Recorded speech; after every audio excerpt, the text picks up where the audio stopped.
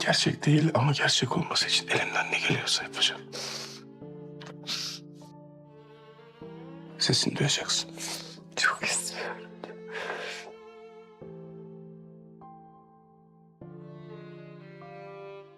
Uzak Şehir yeni bölümde neler olacak? Alya'nın gitmesi, Cihan'ın arkasından baka kalması ve bütün yaşananların ardından ikilinin yeniden nasıl karşı karşıya geleceği yeni sezonun en büyük sorusu. Üstelik bu kez aralarındaki mesafe yalnızca Albor ailesi, geçmişten gelen hesaplar ya da Mardin'deki dengeler değil. Alya'nın geçmişinden gelen çok önemli bir isim diziye dahil oluyor. Enver. Enver karakterinin 64. bölümü itibariyle diziye katılacağı ve Onur Özaydın tarafından canlandırılacağı kesinleşti. Buradaki asıl önemli detaysa Enver'in Alya'nın ilk aşk olması. Bana kalırsa yeni sezonun ilk büyük çatışması tam olarak burada çıkacak. Çünkü Cihan şimdiye kadar Alya'yı birkaç kez kaybetme korkusuyla karşı karşıya kaldı. Ama bu kez durum biraz daha farklı. Enver, Alya'nın Albor ailesine gelmeden önceki hayatını bilen, onun eski halini tanıyan ve belki de Cihan'ın hiç görmediği taraflarına hakim olan biri olacak. Bu da Cihan için alışık olmadığı bir durum yaratabilir. Bir de Enver'in Budapeşte'de yaşayan ve restoran sahibi bir karakter olarak tanıtılması önemli. Yeni sezon çekimlerinin bir bölümünün Budapeşte'de yapılacak olması da tesadüf değil. Büyük ihtimalle Alya'nın Mardin'den ayrılmasının ardından dizinin ilk ayağı burada başlayacak. Ben Cihan'ın Alya'yı öylece bırakacağını düşünmüyorum. Cihan karakterini 2 sezondur izliyoruz.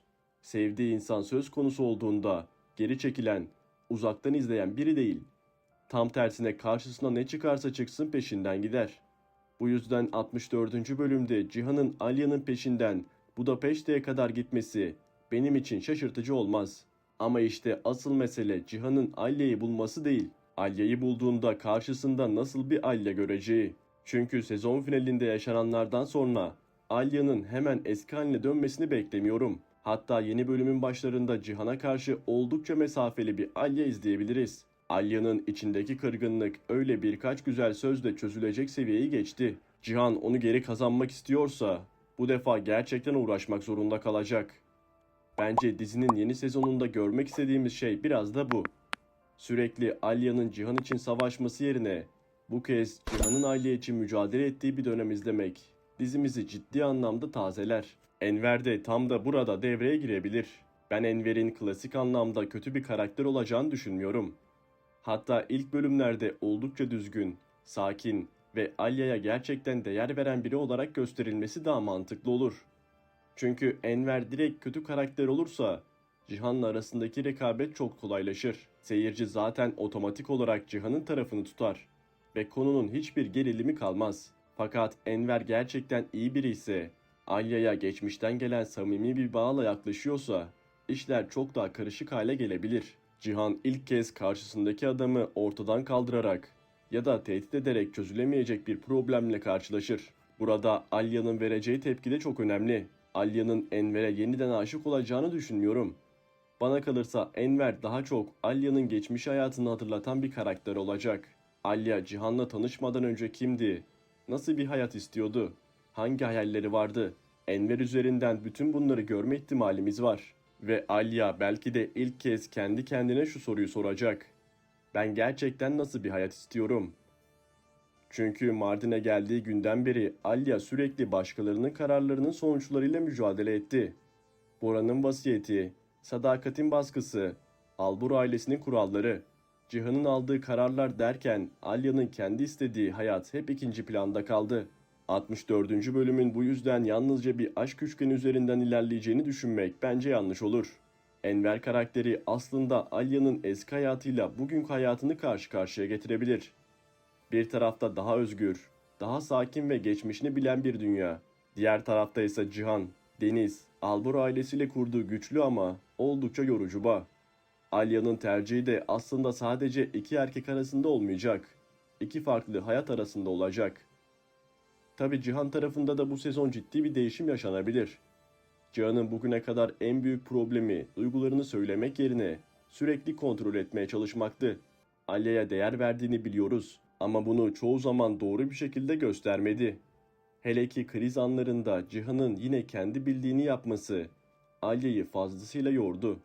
Eğer Alya gerçekten gitmişse ve Cihan onu geri getirmek istiyorsa artık eski yöntemleriyle hareket edemez.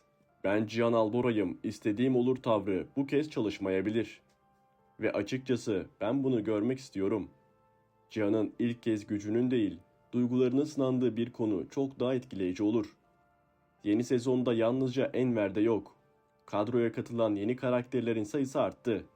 Ve bu da dizinin genişlediğini gösteriyor. Mehmet Korhan Fırat'ın canlandıracağı Ufuk, Mustafa Avkıra'nın hayat vereceği Kartal ve Ersin Arıcı da yeni sezonda Ateş karakteriyle karşımıza çıkacak. Bu yeni karakterlerin dizimizdeki konumları henüz tamamen açıklanmadı. Fakat özellikle Kartal ve Ateş isimleri dizinin yeni güç dengelerini kurmaya hazırlandığını düşünüyorum. Albor ailesinin önüne yeni düşmanlar mı çıkacak? Yoksa bu isimlerden bazıları aileyle geçmişten gelen bağlantılara mı sahip olacak? Bunu birkaç bölüm içerisinde anlamaya başlayacağız. Ben özellikle Kartal karakterini merak ediyorum. Mustafa Avkıran gibi güçlü bir oyuncunun kadroya dahil edilmesi, karakterin birkaç sahnelik olmayacağını düşündürüyor. Büyük ihtimalle Albor ailesinin karşısında ağırlığı olan ya da Cihan'ın kararlarını ciddi şekilde etkileyecek bir isim izleyeceğiz. Ateş ve Ufuk da aynı şekilde yeni sezonun yan hikayelerini güçlendirebilir. Çünkü ikinci sezonda bazı konuların gereğinden fazla uzatıldığını ve aynı karakterlerin sürekli aynı çatışmaların içerisinde yer aldığını gördük. Yeni karakterler doğru kullanılırsa diziye gereğinden fazla hareket getirebilir. 64. bölümün açılışı ile ilgili benim tahminim şu. Bölüm bize doğrudan uzun bir zaman atlaması vermek yerine sezon finalinin hemen sonrasını gösterebilir. Cihan Alya'nın gidişini kabullenmeyecek ve kısa süre içerisinde onun peşine düşecek. Ardından Budapeşte sahneleri başlayacak ve Enver'i ilk kez Alya'nın yanında göreceğiz. Cihan'ın Enver'in kim olduğunu henüz öğrenmesi şart değil. Hatta önce Alya ile Enver'i birlikte görüp yanlış anlaması çok daha dizilik bir hamle olur. Sonrasında Enver'in Alya'nın ilk aşk olduğunu öğrenmesi, Cihan'ın kıskançlığını iyice ortaya çıkarabilir. Benim 64. bölümden en büyük beklentim, dizinin yeni sezonu gerçekten yeni bir ruhla başlaması. Alya ile Cihan'ı hemen barıştırmak da, aralarını sırf bölüm uzatmak için 10 hafta boyunca bozmak da bana mantıklı gelmiyor. Aralarında özlem olsun, kırgınlık olsun, Enver yüzünden gerilim olsun ama bütün bunlar karakterleri ileri taşısın. Cihan biraz değişsin, Alya ne istediğini daha net ortaya koysun ve ilişkileri ilk 2 sezondaki halinden farklı bir noktaya gelsin. Eğer videomuzu bu kısma kadar izlediyseniz videomuzu beğenmeyi ve yorumlar kısmına dizimizdeki en sevdiğiniz karakteri yazmayı unutmayın. Şimdilik bizden bu kadar. Yeni videolarda, yeni sezonda görüşmek üzere. Kendinize iyi bakın, hoşça kalın.